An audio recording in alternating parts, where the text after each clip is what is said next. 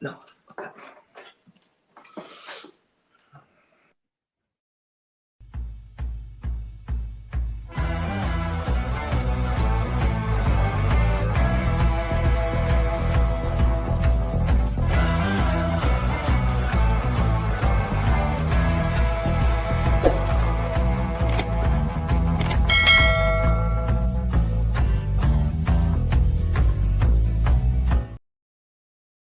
Good evening, everybody, and welcome along to this edition of SportsView. A belated Happy New Year to everybody.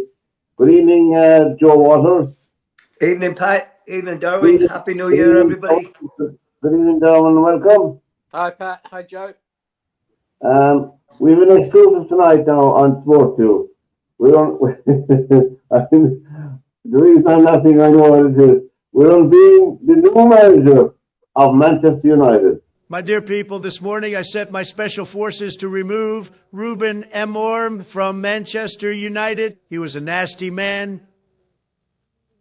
He was destroying the team, playing 7 fucking defenders every game. I could not let it continue. Every time United were playing well and looked like winning, he fucked it up. So we dragged him from his bed and locked him up. I will now take full control of the team. We will never lose again. I will be the greatest manager ever. No one has ever been better than me. I will make United great again. Fuck the Scousers. Now, that's the next thing, I suppose. We're live. We're live on Facebook, and we're live on. Oh dear! Oh dear! Oh dear! We're live on Instagram or somewhere. Yeah, Instagram as well. And all the information. Yeah. Have you got the photo that I sent you as well? The photo? Yeah. There's a Joe. There's a photo, which is obviously photoshopped, but it actually doesn't look like it's been photoshopped.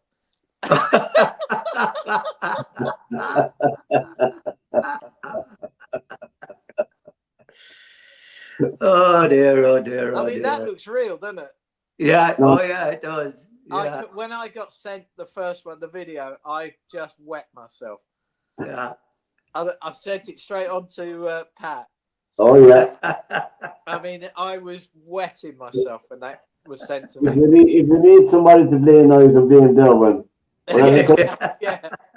And for the people watching tonight, you can also comment straight into the program, and we'll read out your comments. Or if you want to come in and have your say, you can do that as well. We'll let you in as well, you know. And if the new manager of Man United is looking in or listening, he's welcome to come on live as well, you know. Yeah. And we usually begin the program with soccer, and as you know, we're in the FA Cup was played over the weekend across channel, and I won't read out all the winners. There's too many, but Leicester City, Wolves, Man City, Burton, Burnley, Southampton, Fulham, Newcastle, Brentford, Stoke, Bristol City, Villa, Chelsea, Leeds, Brighton, Arsenal, West Ham, Wrexham and Grimsby are some of the winners that have gone through to the next round. And of course, who could forget Macclesfield 2, Crystal Palace 1 in the cup. I mean, the cup is the cup, and it always throws up something out of the ordinary, as we know, you know. And that is an astonishing, I thought that was an astonishing result, you know. Now, what do we call it? Crystal Palace have put in a complaint about one of the midfielders that played at Macclesfield.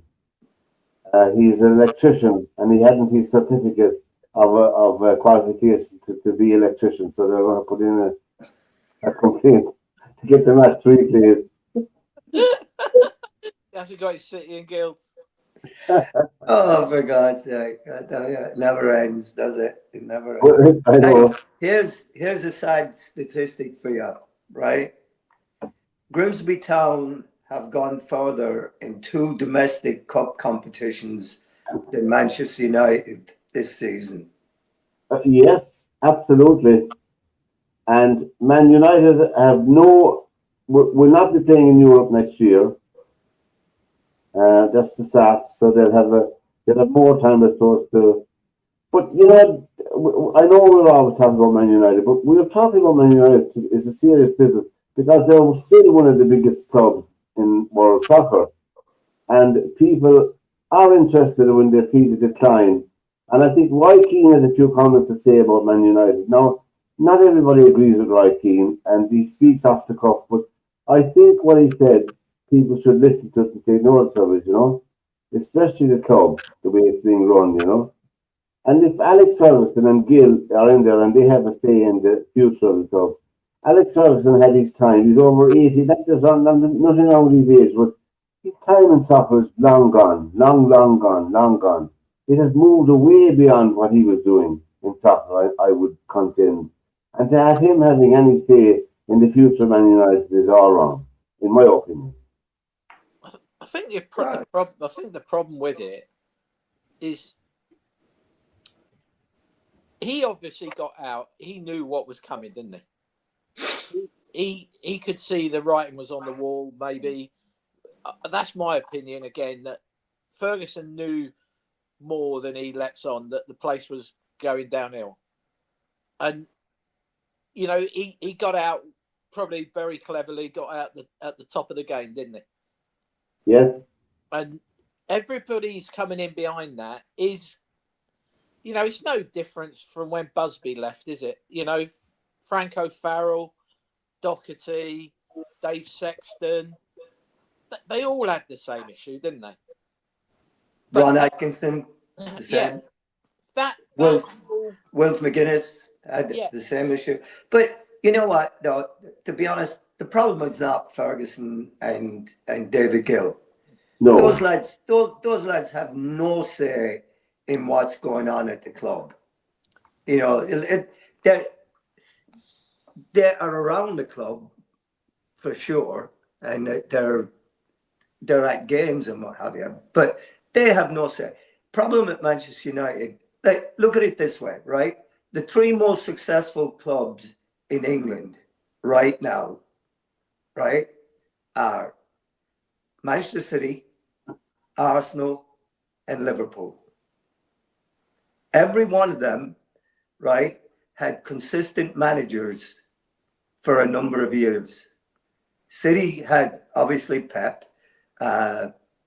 Liverpool had Jurgen Klopp, and then now Arne Slot, and then you have Arsenal with Mikel Arteta. Let's ask a question here, right? Out of those three managers, who has underachieved at his club? Arteta, isn't it? Arteta. And he has lasted the longest out of all of them, right? But it's hard to argue with a guy that's finished second or third 4 or 5 years in a row. I mean, there's ultimately only one champion, and you're up against City, and then you were up against Liverpool, and in their prime and in their pomp and circumstance. But the thing is that they've had consistency. When there was any hint of something that might be going on wrong behind the scenes, they got rid of Edu, who was the sporting director there, and they backed Mikel Arteta, right? Somebody explained to me how Omar Barada and Jason Wilcox get to run Manchester United.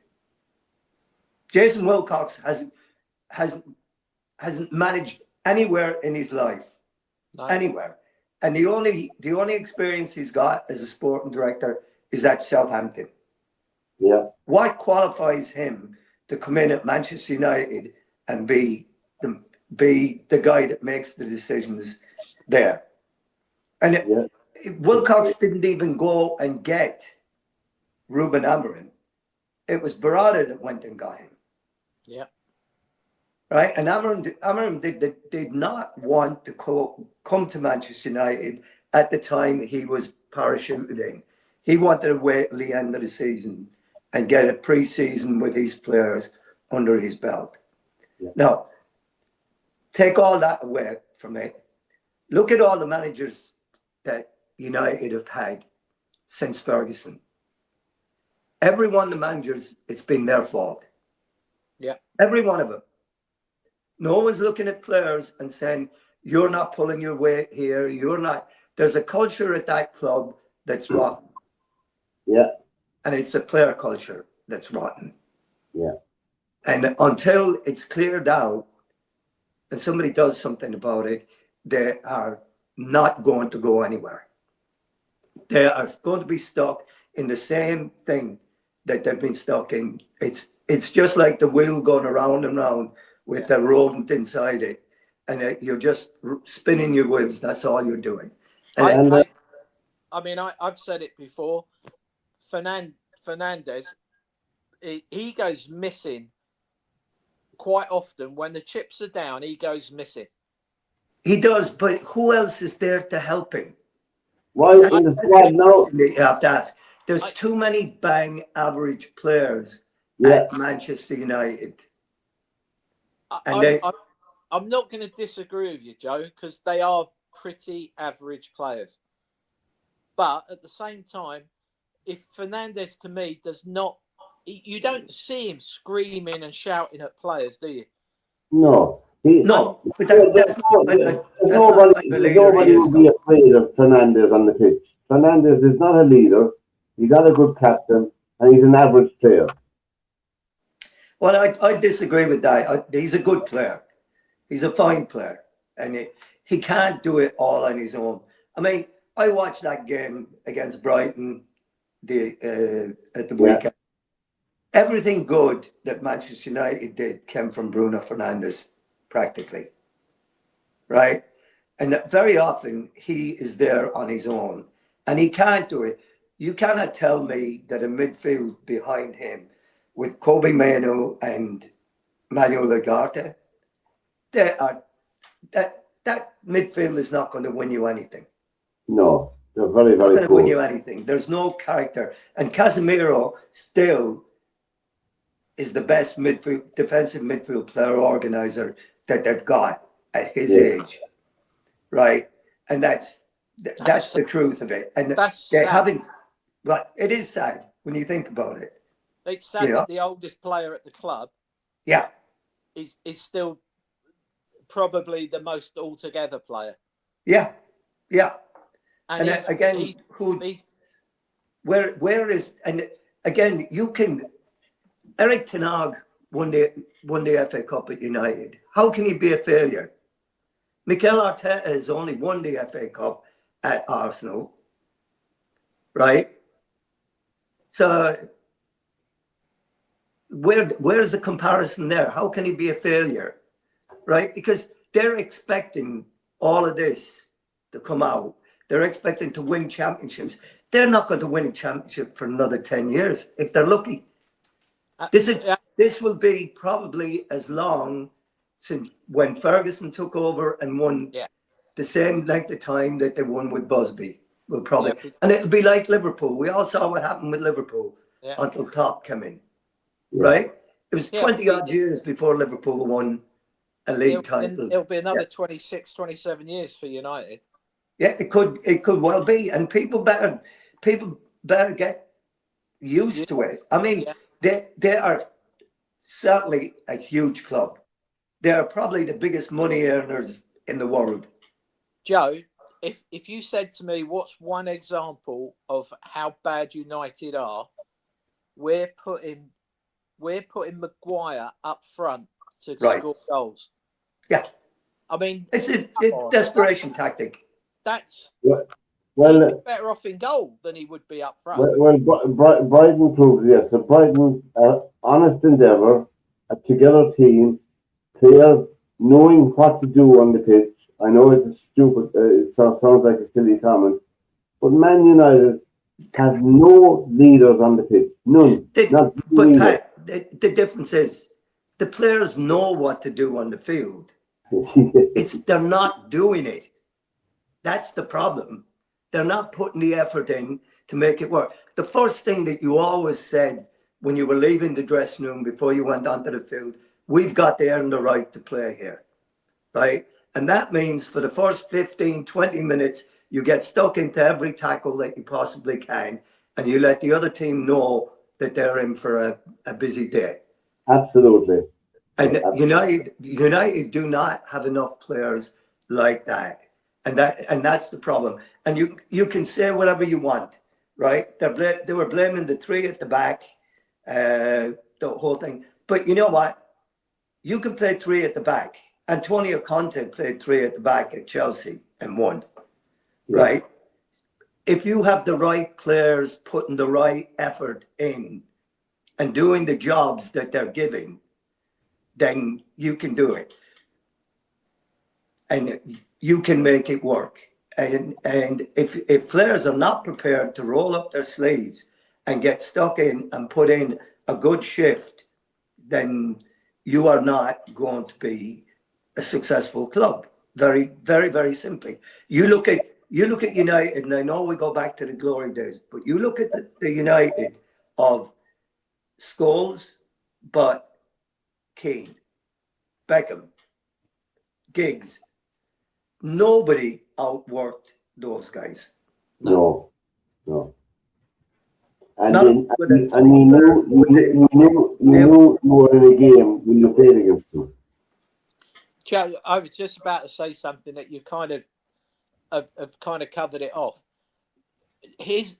You're on the inside, right? You've been pro, you've played, you've done everything, internationals, the lot, right? Do you look at that Man United team when they walk off the pitch and think, well, they look knackered? No. Because I don't. I look at them and go, well, you could play another half an hour, yeah, and still not break sweat. Yeah. No, I do.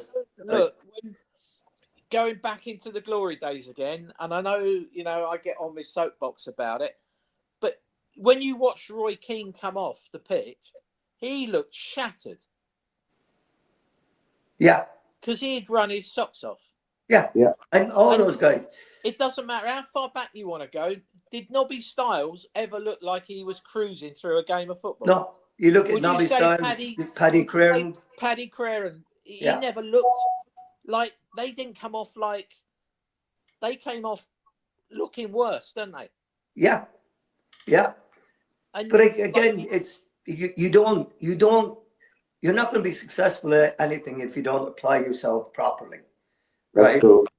They're all coached on what they have to do, but now how do you go about it, right? You know the positions that you have to be in, but there's no point in being in the position if you're not going to make yourself useful there. I played with a guy that used to say his favorite saying was, "Don't just stand there, do something." Do something. And that's what there's a lot of people not doing anything and not applying themselves to it. And that's the thing with it, and I mean, in today's day and age, who is holding Barada and Jason Wilcox accountable for this? No one, because they're in the huge cock up. And look, and not harping back too much on it, but looking at the game yesterday, it was hard to discern that Manchester United were playing at home. Yeah, they were playing at home yesterday. I don't know if you boys have noticed, but if you look at the last 10 minutes and you look at the crowd at the last 10 minutes at Old Trafford, there's massive gaps because they're just leaving early. Yeah. That never used to happen. No. That wouldn't have happened in the 60s. No. And it wouldn't have happened in Ferguson's heyday. No. And, I think that comment I made about we're putting Harry Maguire up front to score us a goal, that to me is just about the biggest indictment that you could put on Man United right now. Yeah. I understand it a little bit because there's one thing you can't fault Maguire for. Maguire will put himself around. Yeah. He'll put himself about. And he is a danger up there. Joe, and Sesko, to be honest, didn't have a bad game at the weekend. He got on the end of some things. He scored his goal. And I think that's the best I've seen him be in a United team. And I know he didn't get enough of the ball. No. And I know I know we sometimes are like really critical when we talk about United, but at the same time, Brighton's a good team. They work their socks off and they work for each Well, other. United haven't beaten them at Old Trafford in the last 4 or 5 times. Yeah, 4 out of 5 games. I mean, Yeah. So that tells you something as well, doesn't it? well, it does, and again, you get a team like Brighton that you know what you're going to get from them. They're very well organized, very well drilled. They give 100%. Guys are putting their bodies on the line all over the place, and you're in for a strong, tough afternoon, and you have to be prepared to battle that, and it just doesn't seem, United are not going to fix this thing overnight, and No. it's going to take a long while, and it's not. The last 6 coaches they've had, 7 coaches, whatever it is, how many they've had, they can't all be at fault. Well, There's too many good guys there for them to be at fault. That's a fair point. It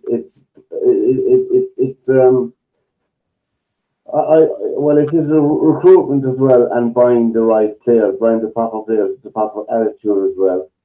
By the way, thank you to the people who tune in watching us on live stream, and the information is on the bottom of the stream how you get in contact with us, and you can email us. Obviously, you can text us or put a comment into the studio, and we will certainly read it out for you. We lost another.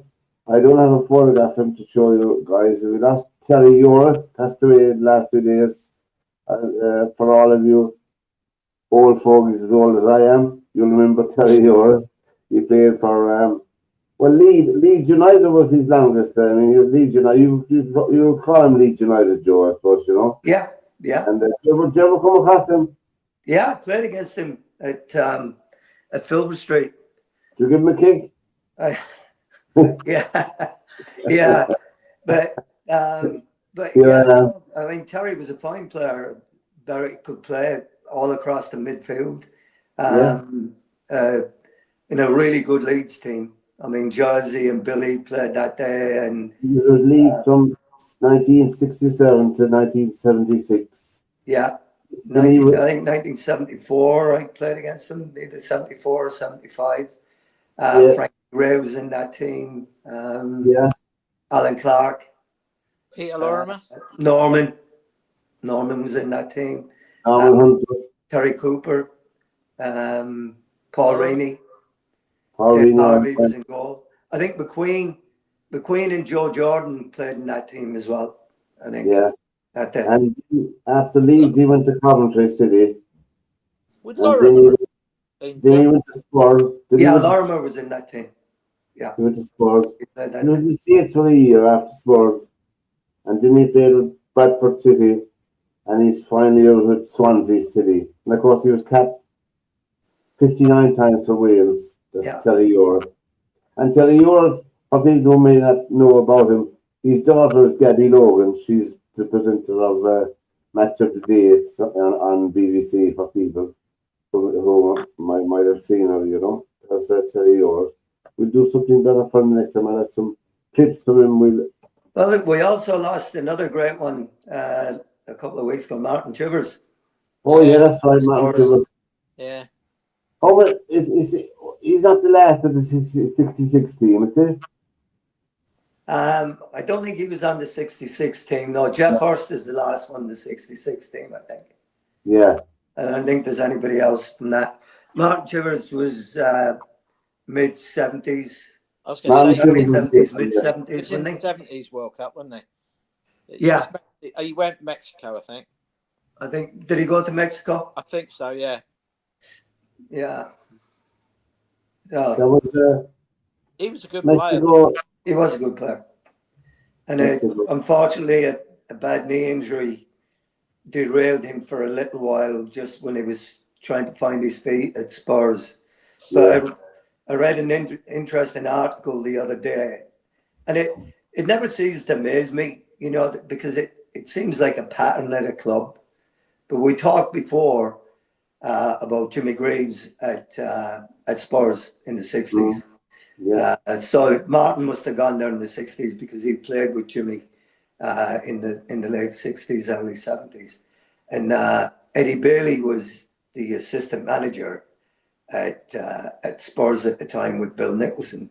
And Bill Nicholson was always on. I saw a program where Bill Nicholson was on to Jimmy Greaves about he wanted him to do this, he wanted him to do that. And Jimmy Greaves is going, but why?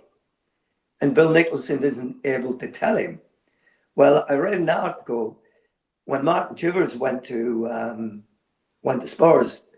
Eddie Bailey hated him with a passion. The two of them never spoke, and Eddie Bailey ripped Martin Chivers uphill and down dale every game he ever played because he didn't like the way he was playing. Yeah, they made him the most expensive footballer in England. Wow. And yeah, and they couldn't stand him the way that he played because he wasn't mobile enough. He didn't put himself about enough to be this, that, or the other thing. But Mark Chivers was a fantastic centre forward. He could head the ball. He could control the ball. He had a great touch. He could shoot. He could run. Just a very good, very, very, very good player. I remember watching a Spurs game. It was like on Match of the Day when I was a kid. And I can't remember who it was or whatever, but all I can remember of Martin Chivers is he hit a volley from like just inside the penalty box, and it just went in the top corner like a rocket. And it looked, as a kid, all I remember is thinking like that looked so easy, like unbelievable. Yeah. Well, I think he scored in the old. Do you remember the Fairs Cup when Spurs won it? He scored. They beat Wolves in the final. It was an all-English final, and they beat Wolves at Molineux, I think 2-0 or 2-1. And he scored an absolute rocket from about 30 yards, 35 yards, and it just flew in the top corner. I mean, what a strike it was. And it just, great player, but just interesting to hear how some of the people around him, the players loved him and they thought he was fantastic, but apparently the coach didn't have too much time for him. Well, but everybody has their own opinion, right? Just to recap, in case you forget, on the Premiership, the standings in the Premiership, Arsenal are on top with 49 points. Man City have 43. Villa have 35. Liverpool 35. Brentford 33. Newcastle 32. Man U 31. Now, my manager of the year so far is Keith Andrews. When Keith Andrews got the job in Brentford, the English press had a field day against him. They were very disparaging and very unkind to the man as well, because you must remember he was, I don't know, a lot of them probably just usual things. They didn't do their research properly, but he's proving very adept at managing a team to me, and the way they're set up and the way they're playing. And it's no accident that they're up so high in the league, because I think Keith Andrews has done a fine job with them so far. Now, obviously, we can come back and visit this at the end of the season, but nevertheless, they're playing very good soccer. They are, and they're getting some great results. And just think about it, they lost their two leading goal scorers and their captain. That's your team practically gutted right there. Yeah, losing those guys, and he still managed to get them playing well, getting results, and they have a way that they play, and they do it very, very well. And you observe the dynamic between the manager Keith Andrews and the players when they're coming out of the field, when they're being substituted. There's a unity there. There's a respect for both sides. When you see, on the other hand, as you said, when you see Man United stuff coming on and off, You know, It's a good point you make there, Joe. Because if you think about it, they Brentford is a team of non-superstars, aren't they? Yeah, yeah. they're a football Between the team. three of us, I dare say we wouldn't be able to name the first team of Brentford between the three of us. No, you'd be struggling. I mean, there'd be a couple of them that I could pull out, but they're But there's an example of a team that's working for each other, isn't it? yeah, Yes. yeah. And working Yes. for a result. And you know what they're paid at Brentford compared to the other teams. Yeah. It's I mean, peanuts. think about this. In the last 2 years, they've lost Ivan Toney, Yeah. they've lost Mbuemo, they've lost the guy to Newcastle. What's his name? Oh yeah. His name's escaping me right now, and they've lost their captain, right? And then they also lost their goalkeeper along the way, And the manager. Quivin Keller there. So, but they're three leading goal scorers, and probably the highest paid player there would probably be on about 30 grand a week, compared to all the other. 100 grand, 150 grand. Yeah. You know, when you look at Man United, when they say they're under 23s, they don't pay them any more than 25 grand a week. Yeah. Yeah. 100 grand a month. Yeah. It's not too bad, is it? Anyway, Wouldn't mind getting wet and kicked around for that, would you? Yeah. Totally. before we leave soccer for a minute, your man got the bullet today, Xavier Alonso, 7 months in charge of Real Madrid. Of course, they were beaten in the Super Cup yesterday by Barcelona 3-2. What's that all about? Playing the Spanish Cup final being played in Jeddah. Oh, yeah. Yeah. Money. I mean, It's about money. Yeah. I mean, like, gee, I mean, what they're going to be doing next? They're going to have Wimbledon played in Saudi. They might go to the moon to play a game, but I mean, Real Madrid are in serious trouble financially, and they need all the money they can get. I know, but I mean, how many Real Madrid fans and Barcelona fans couldn't go out to Jeddah? Not too many. I mean, it's not. I mean, the fans are getting left behind again, aren't they? Oh well, the fans don't matter. The fans don't matter with the price that they're charging. You don't have. You know what? We're having the same thing here with American football. Yeah. We've just got to the playoffs now, and the Seahawks have got the number one seed through to the however long they last in the playoffs, and the owner is asking the NFL why is it costing this much to attend playoff games? The average fan cannot afford to do this. It's the same with all sports, Joe. It is the same with all sports, and it's all becoming about money. It is. It's a business now. And you know who called it early on? Roy Keane, when he was at Sunderland. Yeah. He said, you don't get people anymore when you talk to them asking what's your plan for the team, what's this, what's that, what are we going to be playing like, who else is coming. It's what's my package. Yeah. And that's it. That's all players care about. Was that the prawn sandwiches brigade? He said that. The prawn sandwiches. Yeah, prawn sandwich brigade. Yeah. I mean, you have to. You look at the rugby internationals. There's only a handful of them in the year rugby, and it's €400 and €500 here to go to one. You know. I might pay that amount to see South Africa playing rugby with excuse to the Irish team, but I wouldn't pay $400 or $500 to see the Irish rugby team playing. Right. I mean, I mean, the not the excuse, but the comment that you hear all the time is that you'd pay £150 to go and see the Rolling Stones and stuff like this, and you kind of go, well, yeah, hang on a minute. I mean, you go and see the Rolling Stones. Then what are they on for 3 hours. Yeah. You know, you're paying. I mean, the darts at Alexandra Palace, 200 Yeah. quid a ticket. How much? 200. Ooh.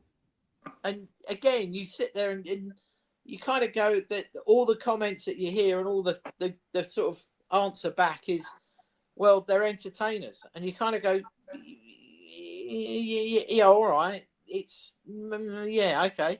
I wouldn't say I was entertained yesterday by watching Man United play. Right.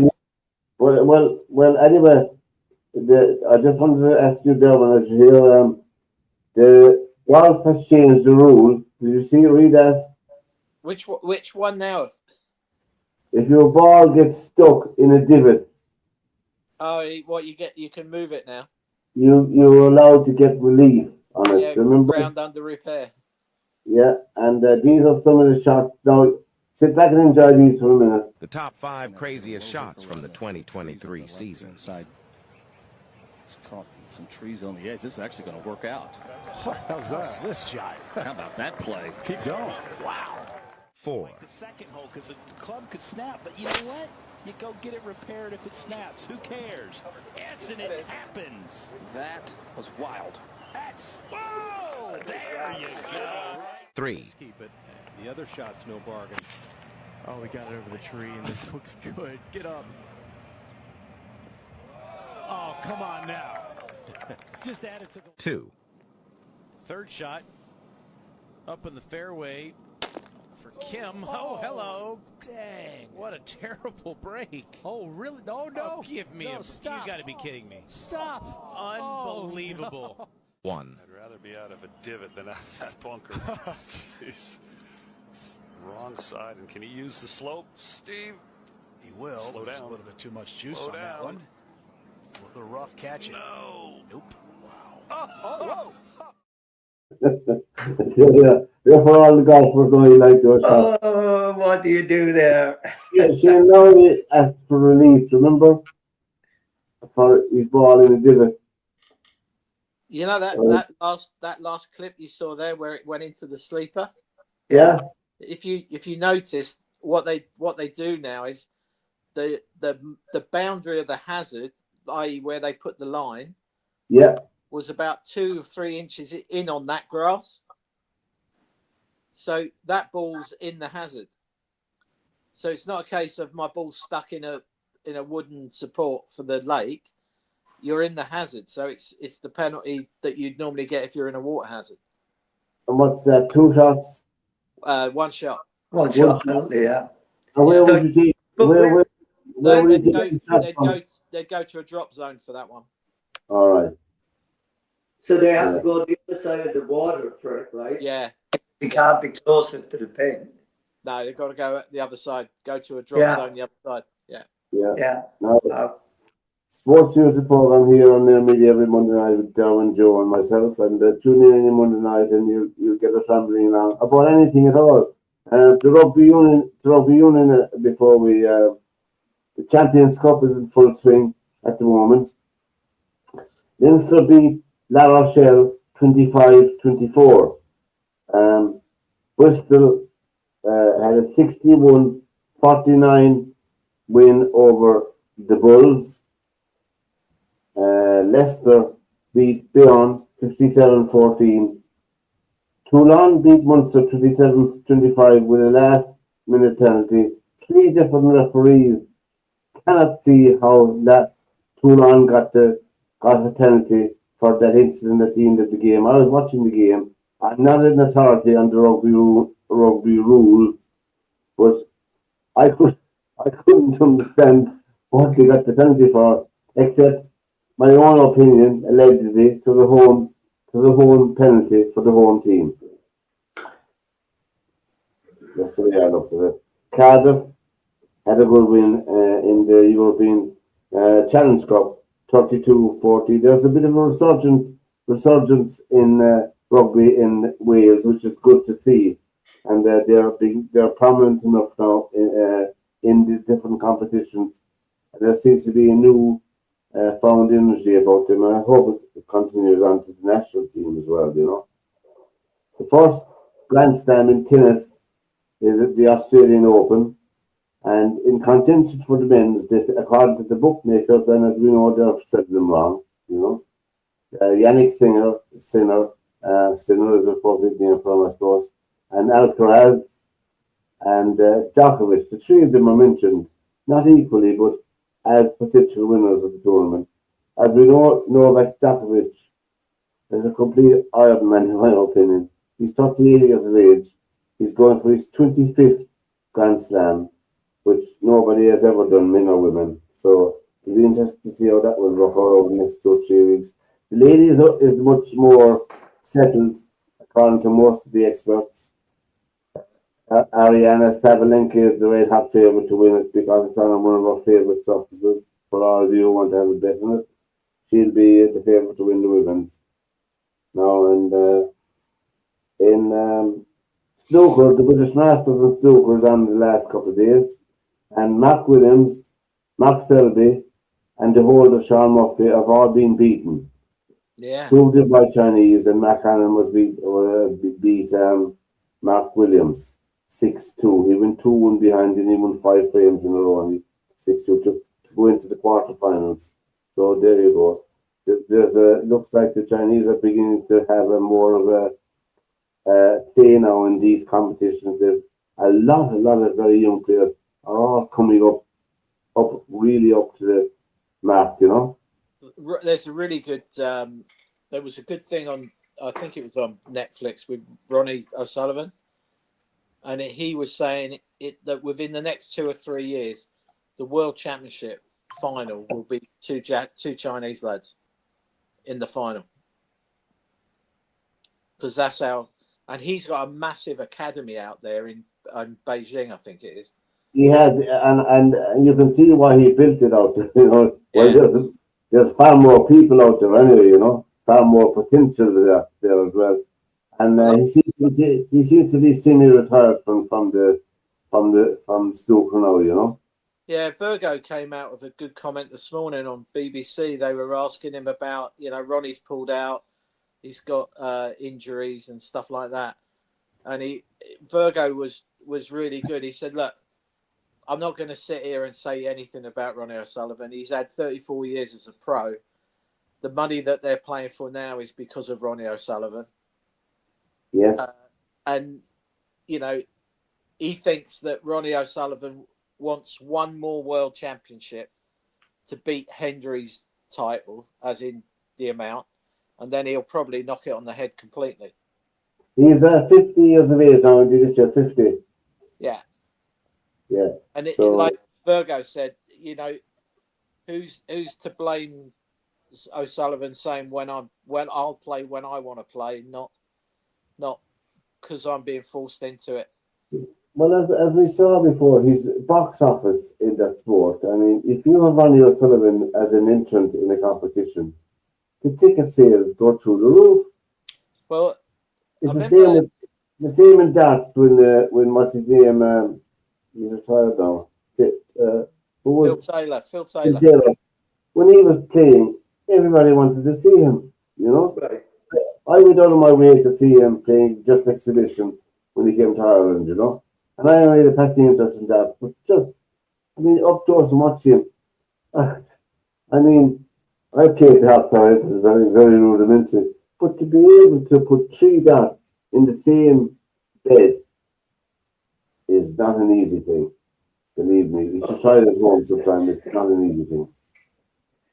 And at the proper distance back as well, you know. Well, Luke Littler is set to dominate that, I'd say, for the next 5-10 years. That's a massive deal he signed, isn't it? Oh. I didn't see that. What did he sign?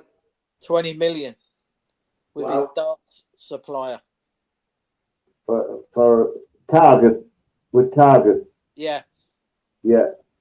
For his darts, 20 million. But you know, he's so far ahead of everybody else that I was watching. It doesn't matter what's left to finish on.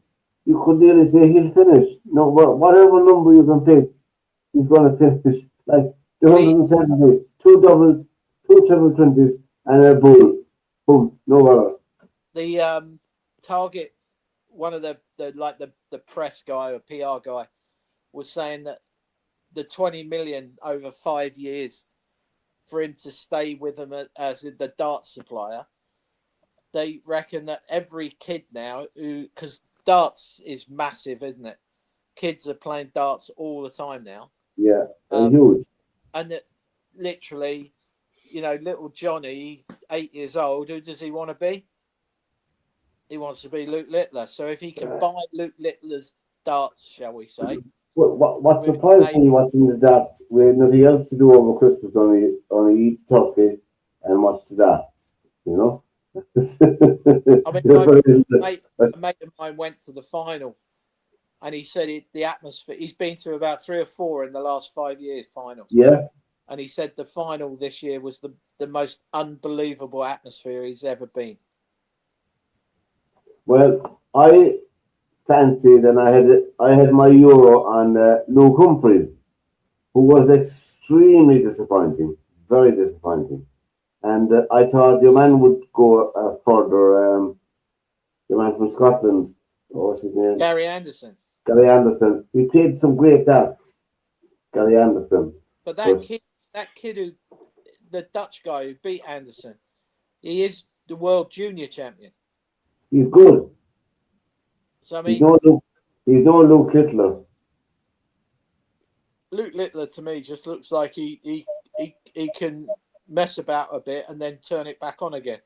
Yeah, I mean, he won. He lost the first leg of the final. If people mightn't have seen it, but your man didn't get a look in after that. No, he just did not. He did not get a chance of a finish on anything, you know.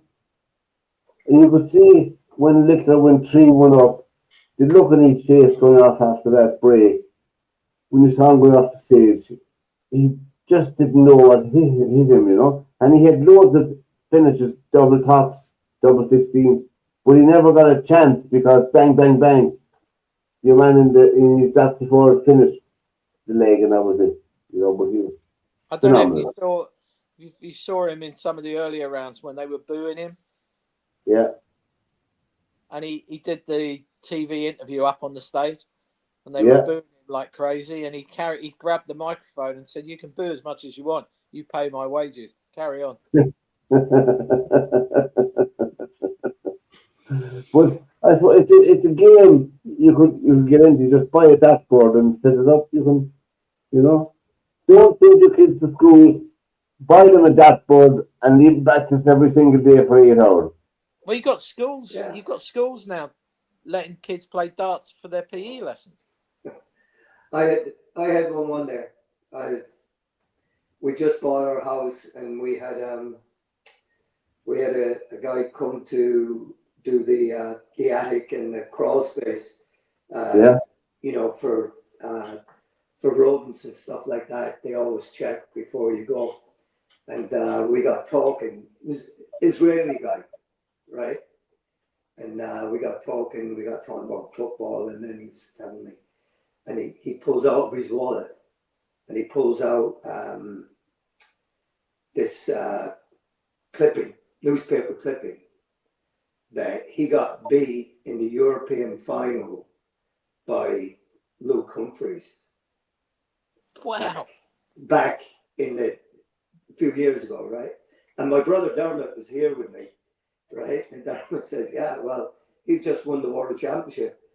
Yeah, he's just a world champion." And the guy, oh God, I forget his first name now, but he goes, "Yeah," he says, "he's the world champion." He said, "And I'm up in your attic and in your crawl space." Yeah. So yeah, but it's just amazing. Yeah, I mean, he finished third. He got beaten in the semi-final by Luke Humphries, and he finished third in the Europeans that year. Then gave it up after that. It was.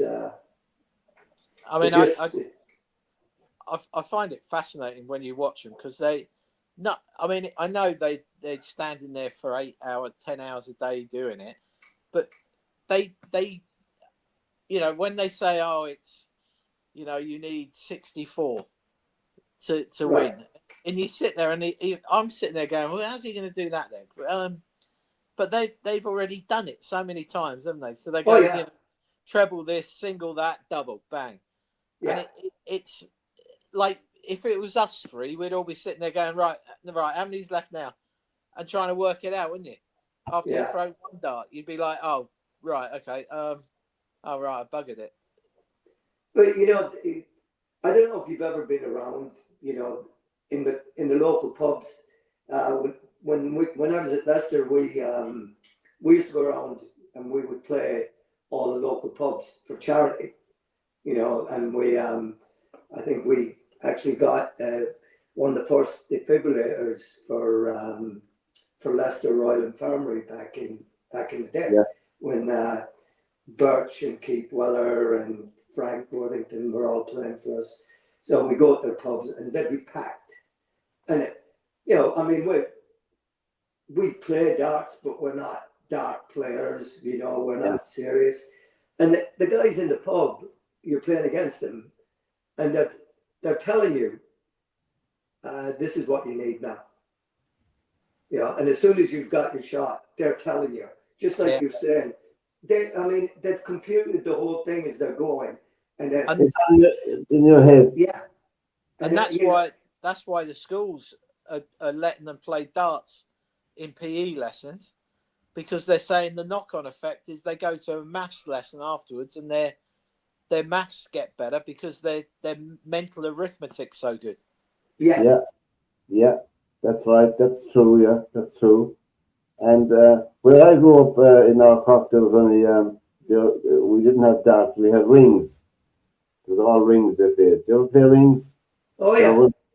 No, I've never heard of that. Yeah. Joe knows what I'm talking. Don't you, Joe? Yeah, it's a great game. It's a really fun game to play. There it is. Yeah, I mean, you've got these little. We buy you what we buy Dublin up is that there's a ring board. There's hooks on the board, and you can numbers underneath them. You can do a video of it and bring it into us. Yeah, it was a fun game. It was a fun game to play. Yeah.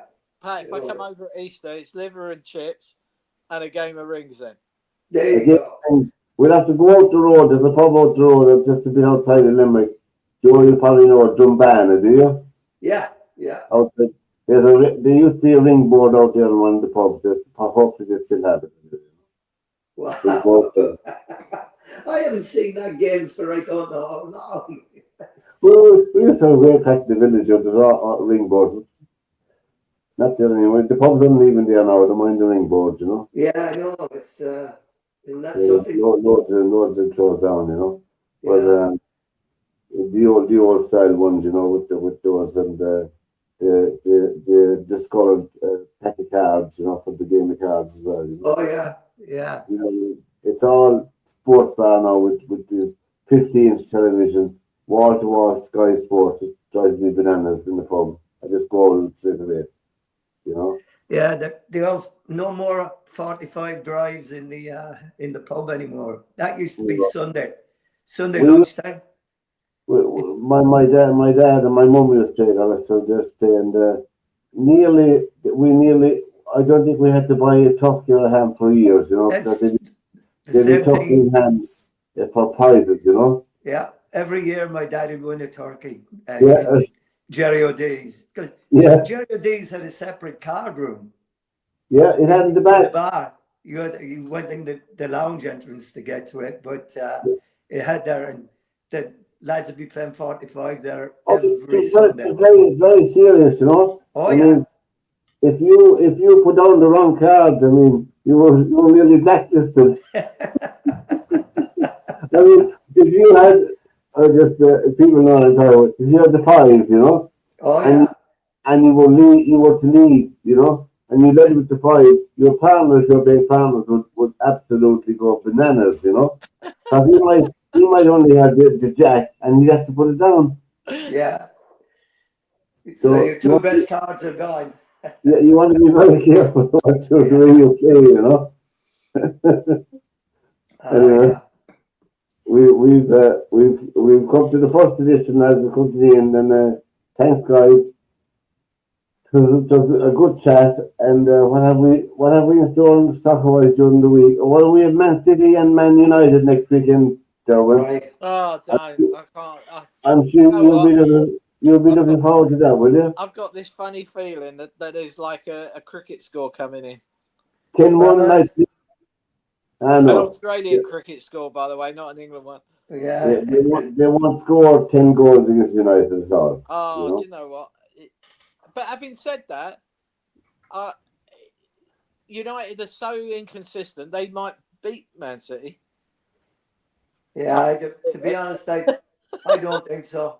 I can't see it, but I can't see it. And people are saying right now that Arsenal have got an insurmountable lead in the league. No, they don't. It's only two results. It's only one game they lose. If they lose a game and City win a game, they're only 3 points. Yeah. So I mean, that is not a good lead. I mean, it's always nice to have distance between you. They saw their last game. Yeah, I mean, I don't even know. When Arsenal played Sunderland, up in Sunderland, what was this? Did they lose up there or did they draw? Yeah, they lost 1-0, didn't they? Yeah, they lost 1-0. And then City draw up there, and everyone's going, "Oh, that's a disaster for City." Well, if Man United beat Man City, Pep will retire. I don't think so. I really don't. I really don't think so. I can't. I mean, I'd love to sit here on Monday night and go, "Oh, look, United beat City." See, yeah. But I think I might be wishing for the lottery numbers as well. Yeah, I know. I think the only chance that we possibly have is because I mean who did City play in the last league match when they drew? Oh, Chelsea. Last kick of the game, right? And that's only because Rodri was absolutely goosed. His tank was empty. And they lost their two centre backs. So, and if they converted their chances in the first half, City, the game would have been 3 or 4-0. Gone, wouldn't they? And Chelsea would have been gone. And they were lucky that the injuries came at City at that point. But I think as it's going to go on, City are only going to get better. Mind you, Arsenal are good, but they still have a lot of tough games to play. Well, yeah, I mean, to pick out Arsenal as champions is too premature. Oh, I think so. Yeah, it's way too much. We wish the Red Party United the very best on. Is it Saturday or Sunday? I forget. I didn't look it up now. Anyway, Sunday, I think. Yeah, I think. Yeah. Is it on early? Anyway. I think it's the late one. I think Sunday. Yeah. 4:30. Yeah.